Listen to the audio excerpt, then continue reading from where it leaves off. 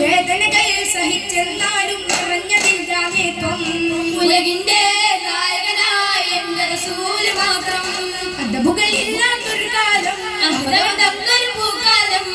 മക്കത്തൊരു പെൺകുടിയിൽ ഖുറൈശി കുടുംബത്തിൻ സമയം അറിവ് നിറഞ്ഞൊരു മധുരഫലം അലിവ് തെളിഞ്ഞൊരു ഹൃദയതലം എളിമയിലുതിരും വ്യാചാരം പെരുമ പരത്തി കരനില്ലം അനുദിനം അവരിൽ അത്ഭുതമായി ത്വാഹ വളർന്നില്ലേ